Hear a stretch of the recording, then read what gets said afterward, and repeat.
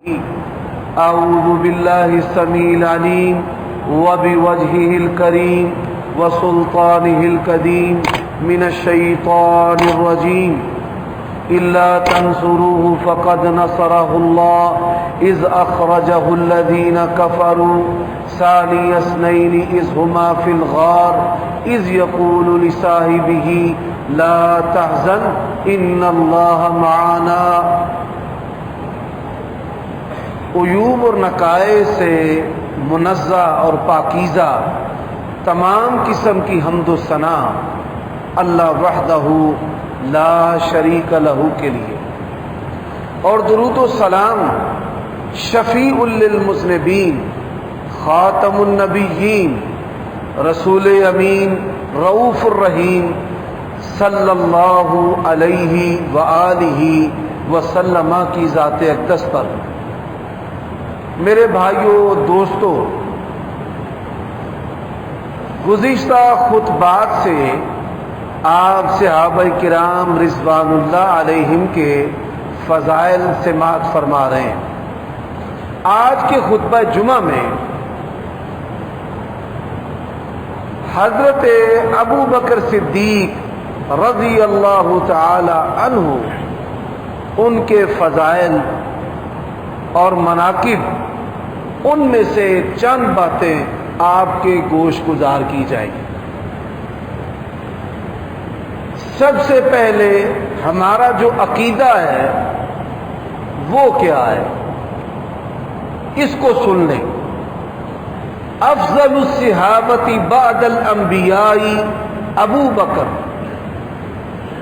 تمام نبیوں کے بعد سب سے افضل حضرت ابو بکر صدیق رضی اللہ تعالی عنہ۔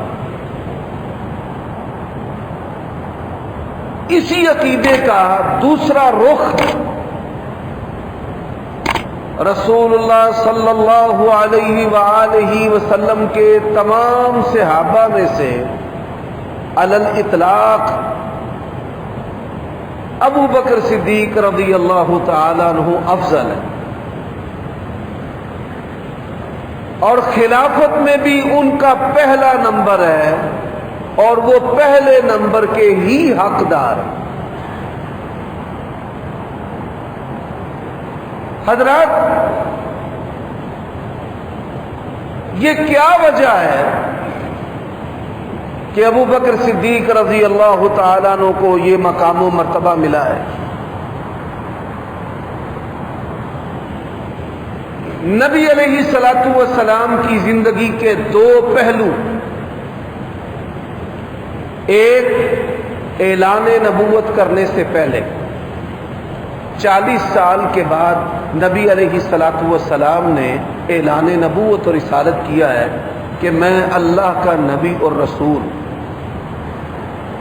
اعلان نبوت سے پہلے 40 سالہ زندگی اور اعلان نبوت اور رسالت کے بعد ہمارے پیارے رسول صلی اللہ علیہ وآلہ وسلم کی 23 سالہ زندگی ہے۔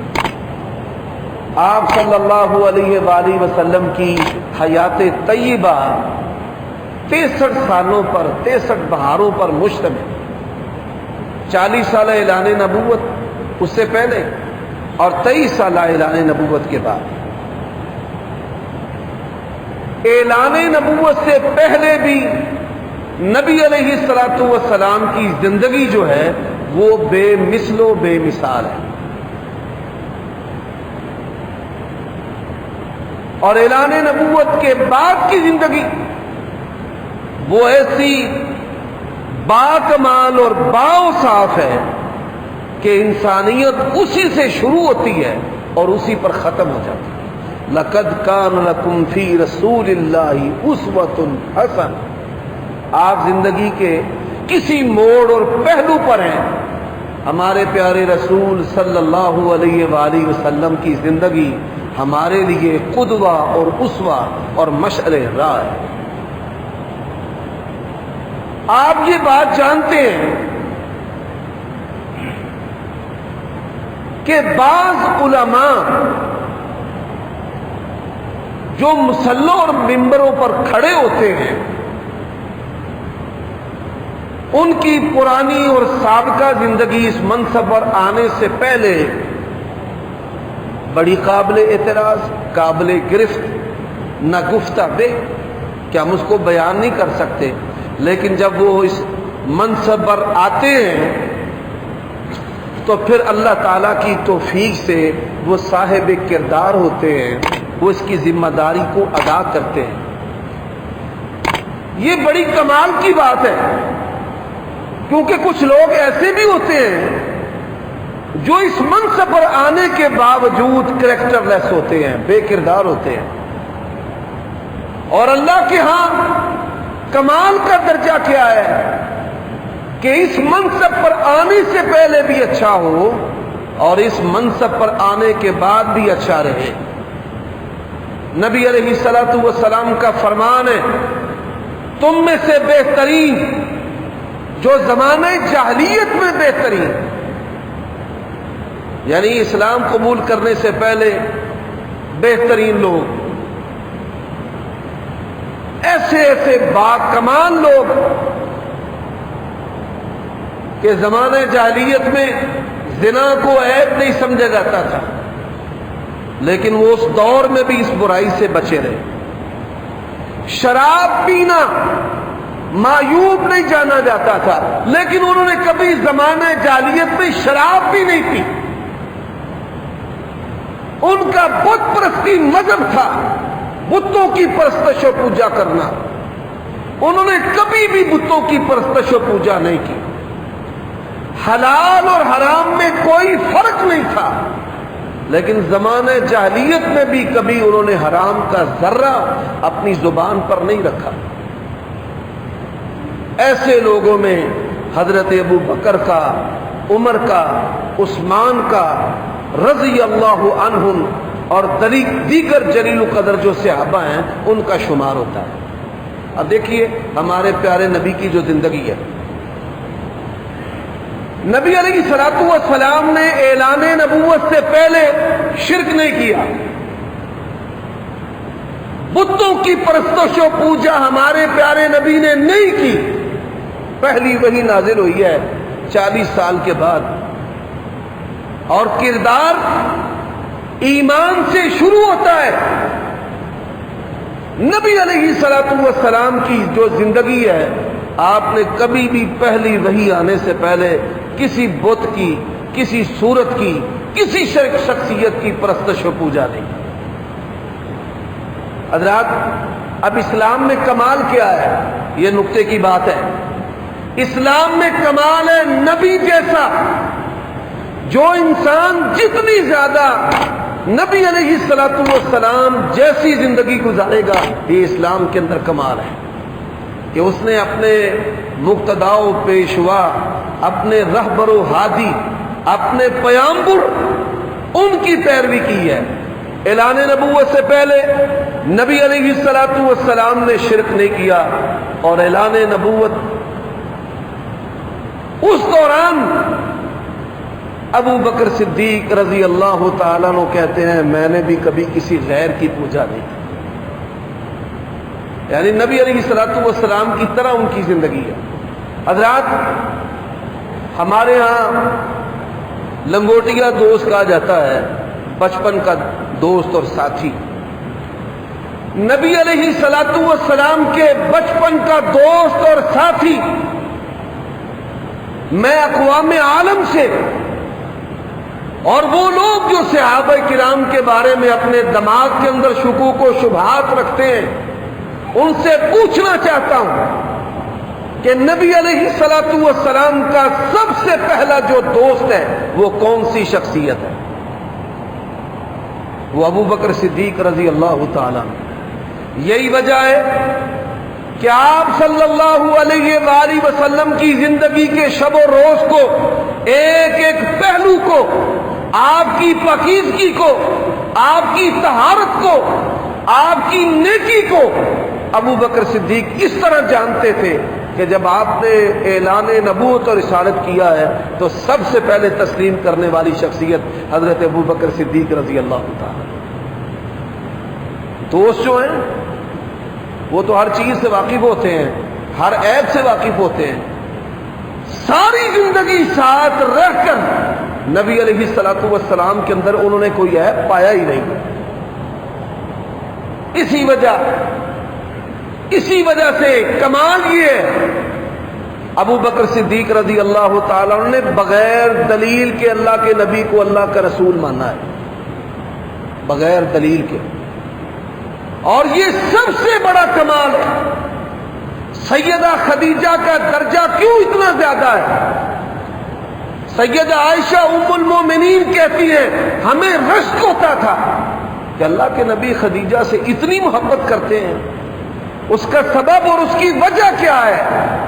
بغیر دلیل کے سیدہ خدیجہ نے بیوی ہونے کے باوجود اللہ کے نبی کو اللہ کا رسول مانا. یہ کمال ہے. صحابہ کرام نے معجزات کو دیکھا، چاند کے 2 ٹکڑے ہوتے دیکھے، انگلیوں سے چشمے جاری ہوتے دیکھے، کھانے کو بڑھتے دیکھا، ہنڈیا کی برکت کو دیکھا، بادلوں کے سائے کو دیکھا، درختوں کے رویوں کو دیکھا، جانور آپ سے کیسے پیش آتے تھے ایسے دیکھا، اور پھر وہ مسلمان ہوئے اور ان کا ایمان بڑھا. اور ان کے کمال کے کیا کہنے ہیں؟ انہوں نے کوئی معجزہ نہیں دیکھا، نبی علیہ الصلوۃ والسلام کو بغیر دلیل کے اللہ کا نبی و رسول مانا.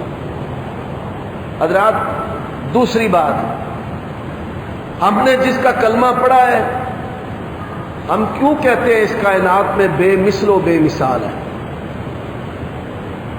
آپ صلی اللہ علیہ وآلہ وسلم نے اعلان نبوت سے پہلے یہ زنا اور بدکاری اور بے حیائی، یہ تو بڑے جملے ہیں نا. اللہ کی قسم اٹھا کر کہتا ہوں ہمارے پیارے نبی کی آنکھ نے بھی کبھی خیانت نہیں کی. حدیث میں آتا ہے، غور سے سنیے گا اس بات کو. رسول اللہ صلی اللہ علیہ وآلہ وسلم نے بعض صحابہ کرام کے ڈیتھ وارنٹ جاری کیے. اللہ تعالیٰ نے آسمان سے حکم دیا، اے میرے پیارے نبی ان افراد کو قتل کرے. رسول اللہ صلی اللہ علیہ وسلم نے فرمایا کہ یہ لوگ آپ کو مسجد حرام کے اندر بھی ملے، جہاں بھی ملے ان کو قتل کر دو. جیسے ہم کہتے ہیں نا اشتہاری، بستہ بے کا مجرم ہے، جہاں ملے گولی مارنے کا آرڈر ہے یا ان کے سر پر انعام ہے.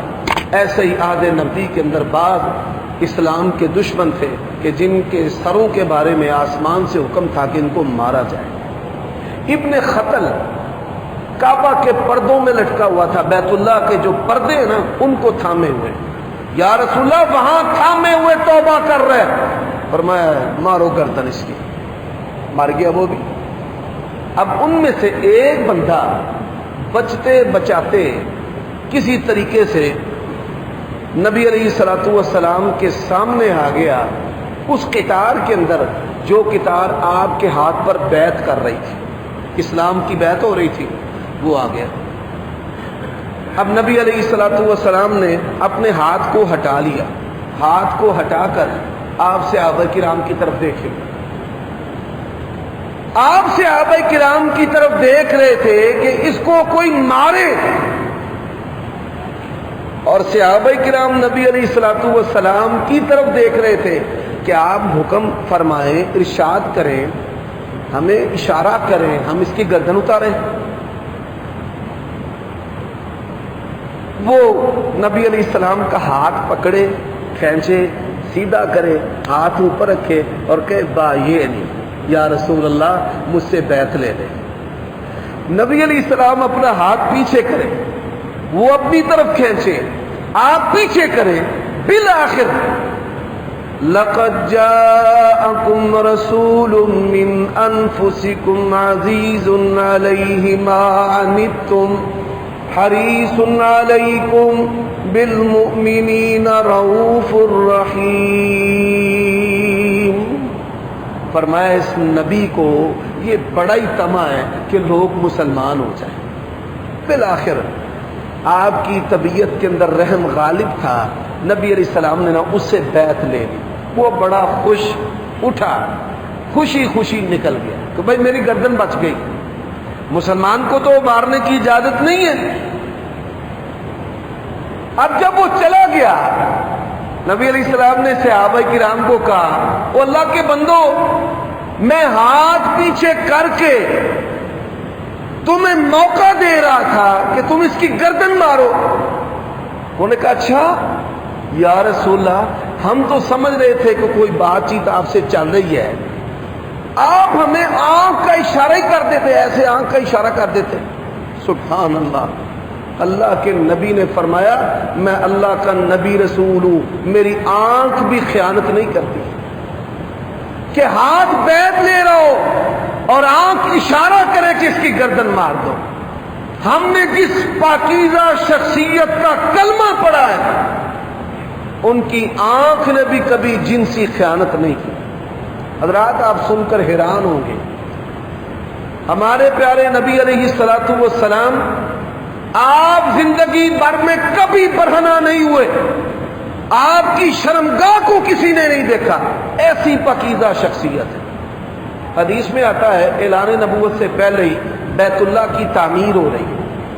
اب جو لوگ عمرے پر گئے ہیں اور انہوں نے خانہ کعبہ کو، بیت اللہ کو دیکھا ہے تو بڑے بڑے پتھر ہیں جس کو انسان بڑی قوت سے اٹھاتا ہے.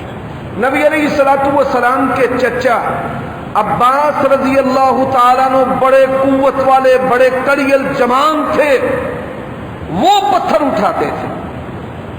اب ایک بڑا پتھر، یعنی یوں سمجھ لیں کہ جو قریش سے پتھر نہیں نہ اٹھائے جاتے تھے عام بندے سے، وہ پتھر دو شخصیتیں اٹھاتی تھی، یا نبی علیہ السلام کے چچا اٹھاتے تھے اور یا نبی علیہ الصلوۃ والسلام اٹھاتے تھے، یعنی وزنی اور بھاری پتھر. نبی علیہ الصلوۃ والسلام ایک پتھر کو اٹھانے لگے. اب اس کی بناوٹ ایسی تھی کہ وہ دونوں ہاتھوں سے اٹھایا نہیں جا رہا تھا. چچا سے مشورہ کیا کیسے اٹھاؤں؟ چچا نے نا تحمد کی طرف اشارہ کیا، تحمد اتار، کپڑے کا لپیٹا دے کے اس کو نہ اٹھا لے. نبی علیہ الصلوۃ والسلام نے تحمد اتارنے کے لیے، کپڑا اتارنے کے لیے، سطر کھولنے کے لیے، کپڑا کس لیے کہ پتھر اٹھانا ہے. رسول اللہ صلی اللہ علیہ وسلم فرماتے ہیں میں اسی وقت بے ہوش ہو کر زمین پر گر گیا. ایک لمحہ کے لیے بھی نبی علیہ السلام کا سطر نہیں اللہ نے کھلنے دیا. حضرات بالکل اسی طرح ابو بکر صدیق رضی اللہ تعالیٰ عنہ ہیں. آپ کا دشمن ابو بکر صدیق رضی اللہ تعالیٰ عنہ کا دشمن آج تک ان کے کردار پر انگلی نہیں اٹھا سکا. ہم کسی عالم کا، کسی مذہبی پیشوا کا اگر کردار دیکھنا چاہیں تو دو باتوں سے دیکھتے ہیں. ایک کہ اس کے اندر زنا، بدکاری، بے حیائی تو نہیں، اور دوسرا کہ یہ مذہب کے نام پر لوٹ مار تو نہیں کرتا، مذہب کے نام پر دنیا تو نہیں جمع کر رہا. کیونکہ جو بندہ حقیقی اللہ والا ہوتا ہے وہ دنیا نہیں بناتا، وہ آخرت بناتا ہے. وَلَلْآخِرَةُ خَيْرٌ لَكَ مِنَ الْأُولَى. ہم یہ دو چیزیں دیکھتے ہیں. حضرات تیسری چیز، اعلان نبوت سے پہلے نبی علیہ الصلوۃ والسلام نے شک و شبہ کا جو ذرہ ہے زبان پر رکھنا تو بڑی دور کی بات ہے، اپنی انگلی کو بھی آپ نے کبھی حرام کے ساتھ آلودہ نہیں کیا، حرام کے ساتھ. آج ساڈا کی حال ہے، لبی چیز خدا دی نہ تیلے دی نہ پا دی، ملی ہے ہڑپ کر کے. جوتیاں تو بڑی دور کی بات ہے، مسجد کے اندر پڑے ہوئے جو نئے مصحف ہوتے ہیں نا قرآن مجید، لوگ وہ بھی نہیں چھوڑتے، وہ بھی چوری کر کے اٹھا کے لے جاتے. امت کی حالت پستی کی دیکھنی ہے تو آپ دیکھ سکتے ہیں کہ قرآن مجید بھی لوگ جو ہیں مسجد کی چیزیں نہیں چھوڑتے. میرے بھائیوں دوستو، چوتھی جو چیز ہے نشہ آور چیز، نشہ آور نشہ. آج ہمارے نوجوان لڑکے اور لڑکیاں جو ہیں وہ نشے کے رسیاں ہیں. اکثریت یونیورسٹیوں میں لڑکیاں جو ہیں وہ بھی نشہ کرتی ہیں. اور نشے کی نت نئی اقسام جو ہے وہ آ چکی ہے، جس کے اندر آئس بھی ہے، اور ایسا نشہ بھی ہے کہ جس کو کرنے کے بعد انسان جو ہے وہ زنا کی طرف، جنسی بے راہ روی کی طرف رغبت کرتا ہے۔ اعلان نبوت سے پہلے نبی علیہ السلام نے کبھی کوئی نشہ آور چیز استعمال نہیں کی، اور پیارے ابو بکر صدیق رضی اللہ تعالی عنہ نے بھی نہیں کی۔ یہاں پر میں ایک حدیث سنانا چاہتا ہوں، بڑی ایمان افروز ہے۔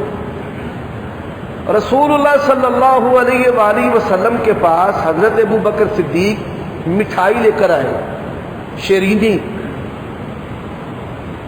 اور آپ یہ بات بخوبی جانتے ہیں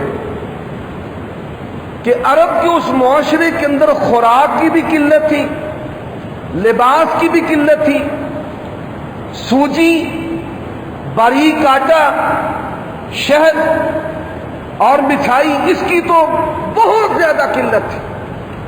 سید عائشہ رضی اللہ تعالی عنہ فرماتی ہیں اللہ کے نبی نے ساری زندگی چھنے ہوئے آٹے کی روٹی نہیں کھائی، ساری زندگی۔ ہم مذہبی لوگ ساری زندگی سجدہ ریز ہو کر اللہ کا شکر ادا کریں نا، ایک وقت کی روٹی کا اللہ کی قسم میں شکر نہیں ادا کر سکتے۔ رسول اللہ صلی اللہ علیہ وسلم نے بغیر چھنے آٹے کی روٹی کھائی ہے اور جو کی روٹی کھائی ہے۔ اب آپ صلی اللہ علیہ وسلم کے پاس حضرت ابو بکر صدیق لائے،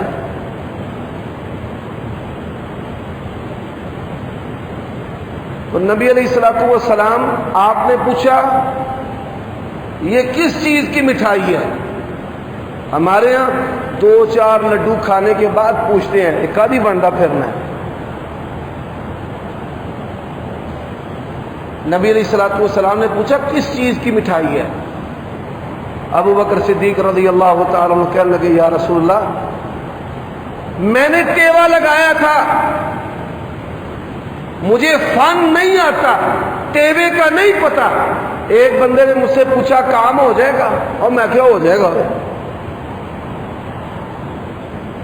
یقین جانیے اللہ تبارک و تعالیٰ نے پیارے ابو بکر صدیق کا ٹیوا بھی غلط نہیں کیا تاکہ ابو بکر کی سچائی پر کوئی انگلی نہ اٹھا سکے۔ یا رسول اللہ مجھے ٹیوا آتا نہیں ہے، میں نے کہا ہو جائے گا، اللہ نے کر دیا ہے۔ اب وہ مٹھائی لے کر آئے، میں نے کچھ کھائی ہے، آپ کی خدمت میں پیش کر دیا، فرمایا حرام ہے۔ اللہ کی قسم ہے اسی وقت حضرت ابوبکر صدیق نے حلق کے اندر انگلی ماری، جو کچھ کھایا تھا سارے کا سارا باہر نکال دیا۔ یہ نہیں کہا کہ اچھا جی اگو جی میری توبہ۔ یہ کمال کا درجہ اللہ تبارک و تعالی نے ان کو عطا کیا۔ میرے بھائیوں دوستو، اب 5ویں بات اور کرنا ذرا۔ سبحان الذي اسرى بعبده ليلا من المسجد الحرام الى المسجد الاقصى الذي باركنا حوله لنريه من آياتنا انه هو السميع البصير۔ عبداللہ ابن مسعود کہتے ہیں زمین سے لے کر آسمان تک 500 سال کی مسافت ہے، یعنی 500 سال کا سفر۔ پھر پہلے آسمان سے دوسرا آسمان 500 سال، 7 آسمانوں کی سیر، جانا بھی اور آنا بھی 80-100 سال کا سفر بنتا ہے۔ اور نبی علیہ السلام نے یہ جو سفر کیا ہے اللہ تعالیٰ کی قدرت سے رات کے ایک پہر زیادہ سے زیادہ 3 گھنٹوں کے اندر کیا ہے۔ کتنے گھنٹوں میں؟ 3 گھنٹوں میں۔ لیلاً نکرا ہے، علماء بیٹھے ہیں، اس کا معنی ہے رات کی 1 گھڑی، کچھ رات، اور 1 گھڑی جو ہے 24 گھنٹے کے اندر 8 گھڑیاں ہوتی ہیں، 2 پہر، 6 پہر، تو 1 پہر 1 گھڑی کے اندر 3 گھنٹے وقت ہوتا ہے۔ واقع معراج میکسیمم 3 گھنٹوں کے اندر ہوا ہے۔ مکہ سے بیت المقدس مسجد اقصی، وہاں نبیوں کی امامت کروانا، پھر 7 آسمانوں سے آگے سدرۃ المنتہا جانا، پھر نبیوں سے بات چیت کرتے ہوئے واپس آنا، اور اس سارے سفر پر زیادہ سے زیادہ 3 گھنٹے لگے ہیں، اس سے زیادہ۔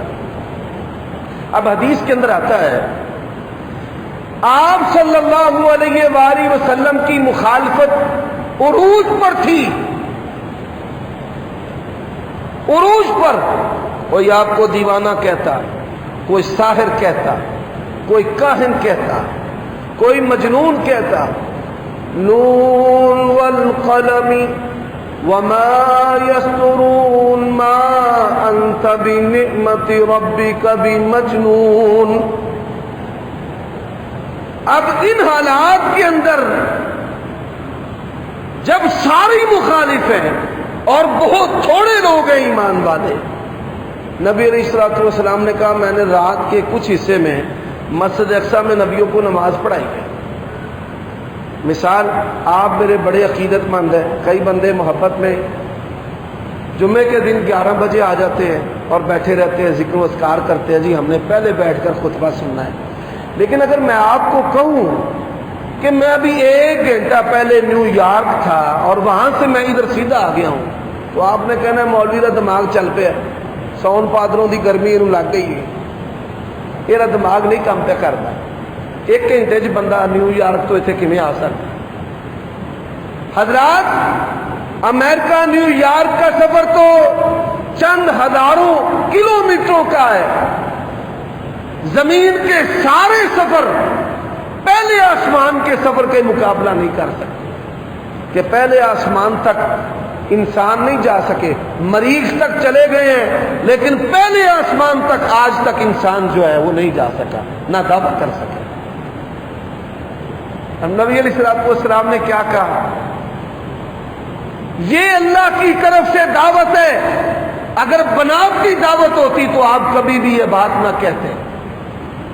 آپ نے کہا میں نے رات کے کچھ حصے میں مسجد اقصی میں نبیوں کو نماز پڑھائی ہے، 7 آسمانوں کی سیر کی ہے، آدم سے، عیسیٰ، یحییٰ سے، موسیٰ، ہارون سے، ابراہیم سے ملاقاتیں کی ہیں، اللہ سے گفتگو کی ہے، نماز کا تحفہ لے کر آیا ہوں، میں نے کلموں کے چلنے کی آواز کو اپنے کانوں سے سنا ہے۔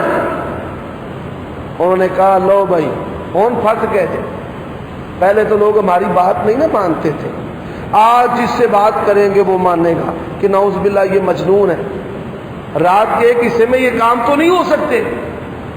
حضرات، جہاں تک کوئی نہیں جا سکا، یہ سارے مخالفین ابو بکر صدیق رضی اللہ تعالیٰ عنہ کے دروازے پر گئے۔ انہوں نے کہا کہ ایک بندہ یہ کہے کہ رات کے کچھ حصے میں مسجد اقصی، یروشلم، اسرائیل، وہاں پر نبیوں کو نماز پڑھا کر 7 آسمانوں کی سیر کر کے واپس آ گیا ہوں۔ انہوں نے کہا اگر یہ بات محمد رسول اللہ نے کہی ہے تو بالکل سچ کہی۔ پھر کیا ہوا؟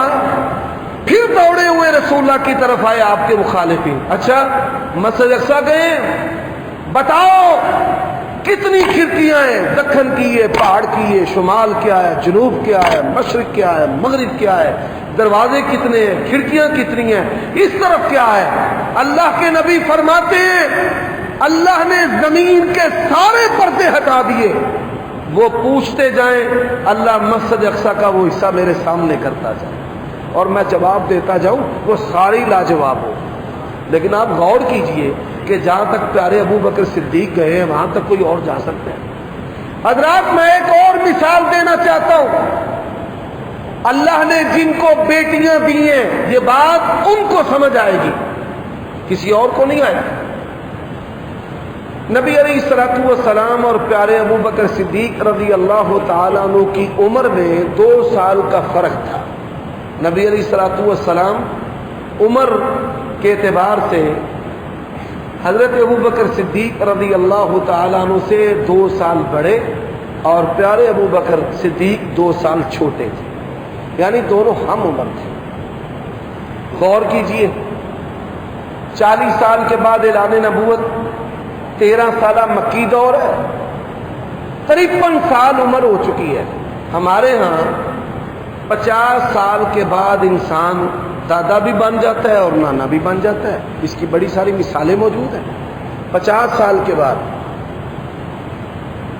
مثال کسی شخص کی شادی 25 سال میں ہوتی ہے تو 20 سال کی اپنی بیٹی کی شادی کر دیتا ہے 45 سال کی عمر میں، تو اس کا نانا بن جانا یہ ایک عام سی بات ہے ہمارے معاشرے میں. بلکہ کئی مثالیں ہیں 35-40 سال میں بھی دادا اور نانا بننے کی. لیکن ہم جو معمول ہے وہ 50 سال کی عمر اسی کو بیان کرتے ہیں. 50 سال کی عمر میں انسان دادا نانا بن جائے. نبی علیہ السلام کی عمر 54 سال ہے. 54 سال 54 54 سال. تو آپ صلی اللہ علیہ وآلہ وسلم نے خواب دیکھا. رسول اللہ صلی اللہ علیہ وسلم فرماتے ہیں مجھے خواب آئی، سبز رنگ کا ریشمی کپڑا ہے. کس رنگ کا؟ سبز رنگ کا. ریشمی کپڑے کے اندر ایک گڑیا لپٹی ہوئی ہے بڑی خوبصورت.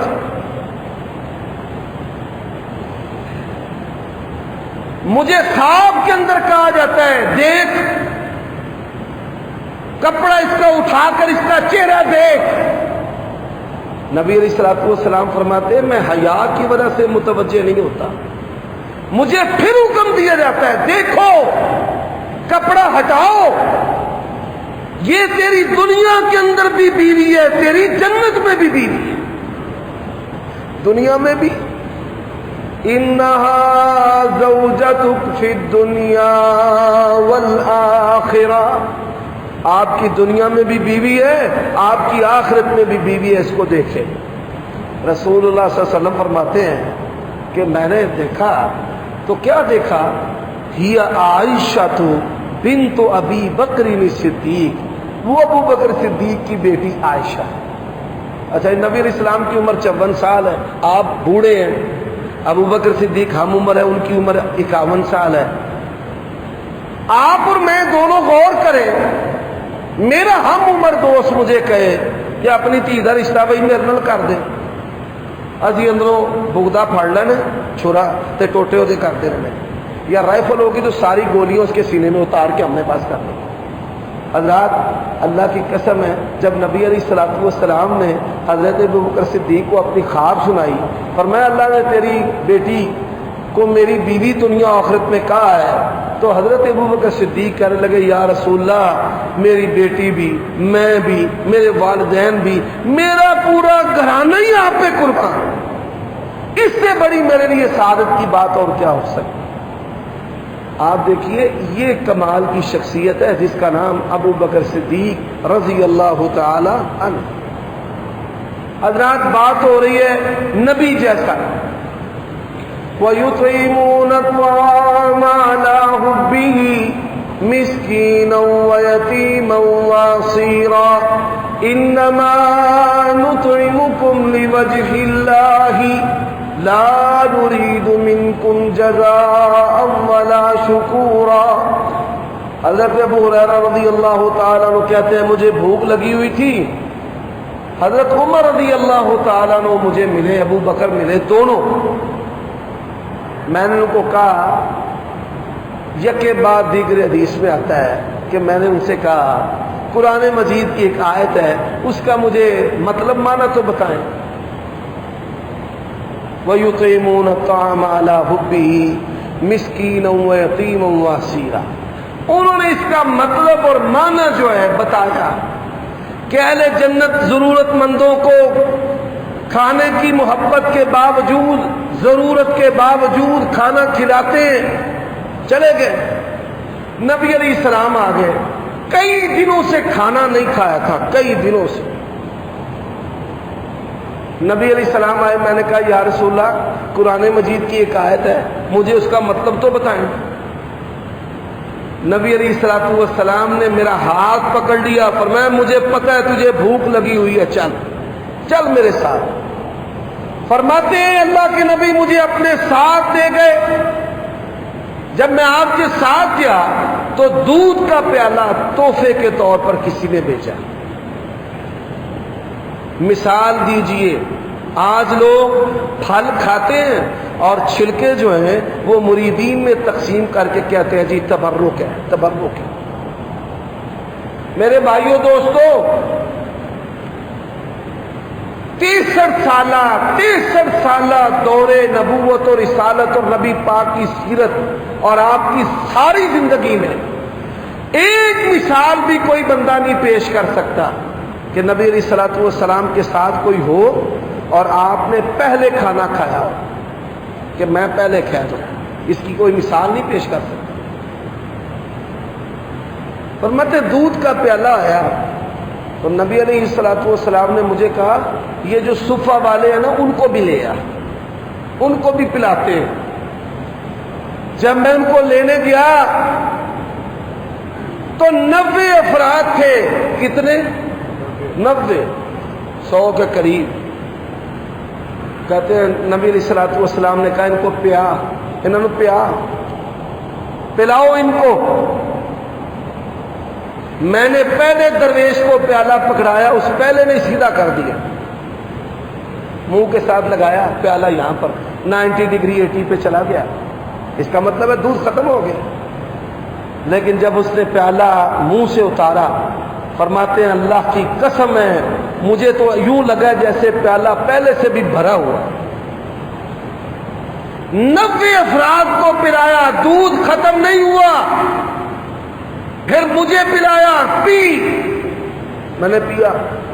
آپ نے فرمایا اور پی، اور پیا، فرمایا اور پی۔ یا رسول اللہ ان سے جگہ ہی پانو کوئی نہیں۔ سب کو پلانے کے بعد نبی علیہ السلام نے خود پیا اور دودھ ختم ہو۔ اور حضرات اسی طرح صحابہ کرام کی مجلس ہے، فرمایا من اصبح منکم صائما، آج کس نے روزہ رکھا ہے؟ حضرت ابوبکر صدیق کہنے لگے میں نے۔ فرمایا من اطعم منکم مسکینا، آج کس نے مسکین کو کھانا کھلایا ہے؟ خود روزے رکھنا، مسکینوں کو کھانا کھلانا، یہ ہے حضرت ابوبکر صدیق کی سیرت۔ آج کس نے بیمار کی بیمار پرسی کی ہے؟ یا رسول اللہ میں نے کی ہے۔ آج کس نے مسلمان کا جنازہ پڑھا ہے؟ یا رسول اللہ میں نے پڑھا ہے۔ فرمایا یہ 4 خوبیاں جس بندے کے اندر جمع ہو جائے وہ پکا جنتی۔ یہ ہے سیرت ابوبکر صدیق رضی اللہ تعالی۔ آج اس میں تربیت کی بات کیا ہے؟ مادیت کا دور ہے، بغیر مطلب کہ ہم نے مسلمانوں کے جنازوں میں جانا بھی چھوڑ دیا۔ اس کوتاہی اور غفلت کو دور کرے، جہاں بھی کسی مسلمان کا گناہ گار کا جنازہ ہو ضرور شامل ہوا کرے۔ اللہ ہمیں عمل کی توفیق عطا فرمائے۔